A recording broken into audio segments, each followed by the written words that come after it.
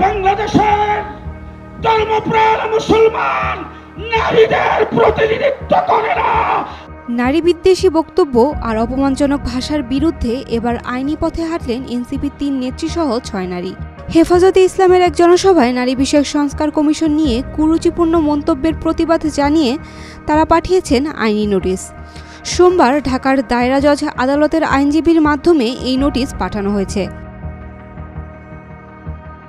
এই 6 নারীর মধ্যে আছেন এনসিপির 3 নেত্রী দুতি অরণ্য চৌধুরী, সৈয়দা নীলিমা দোলা ও নীলা আফরোজ। তাদের সঙ্গে রয়েছেন লেখক উম্মে রায়হানা, জাতীয় কবি কাজী নজরুল ইসলাম বিশ্ববিদ্যালয়ের শিক্ষক উম্মে ফারহানা এবং জাহাঙ্গীরনগর বিশ্ববিদ্যালয়ের শিক্ষার্থী ও সংস্কৃতি কর্মী ক্যামেলিয়া শারমিন। ইউনূস সাহেবকে বলতে চাই, আপনি কি মুসলমান থাকতে চান? আপনার নাম মোহাম্মদ ইউনূস। আপনি যদি মুসলমান থাকতে চান তাহলে নারী কমিশনের কোনো প্রস্তাব আপনি পাস করতে পারবেন না। নোটিশে বলা হয়, হেফাজতের বক্তব্য শুধু সংশ্লিষ্ট নারী নেত্রীদের নয়, বরং দেশের সব নারীর সম্মান ক্ষুণ্ণ করেছে। এই বিষয়ে 7 দিনের মধ্যে ব্যাখ্যা চাওয়া হয়েছে। তা না হলে নারী বিষয়ক সংস্কার কমিশনের সদস্যদের মানহানি করার অপরাধে হেফাজতের বিরুদ্ধে নেওয়া হবে আইনানুগ ব্যবস্থা।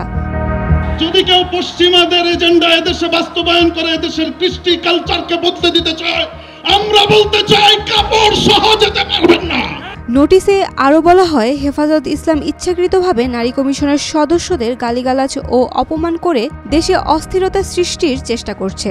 এর মাধ্যমে তারা দণ্ডবিধি 499 ও 500 ধারায় শাস্তিযোগ্য অপরাধ করেছে। বাংলার কোটি কোটি তৌহিদি জনতা তা কখনো সহ্য করবে না। আপনি যদি সেটা বাস্তবায়ন করার চেষ্টা করেন, বিগত ফ্যাসিস্ট সরকার যেভাবে এই দেশ ছেড়ে পালিয়েছে, আপনি দেশ ছেড়ে পালাতে বাধ্য হবেন। আইনি নোটিশ পাঠানোর বিষয়ে সৈয়দা নীলিমা দোলা জানিয়েছেন, এটা কোনো দলীয় সিদ্ধান্ত নয়, বরং 3 জন এনসিপি নেত্রী ব্যক্তি উদ্যোগে এই পদক্ষেপ নিয়েছে। এই ঘটনাকে অনেকে দেখছেন নারী নেতৃত্বের পক্ষে এক সাহসী বার্তা হিসেবে। দেশের রাজনৈতিক অঙ্গনে এখন গুঞ্জন, হেফাজতের বিরুদ্ধে এবার কী পদক্ষেপ নেওয়া হবে। Saim Akhtar, daily sun. For more updates, follow us on Facebook, subscribe our YouTube channel, get the latest update on www.daily-sun.com.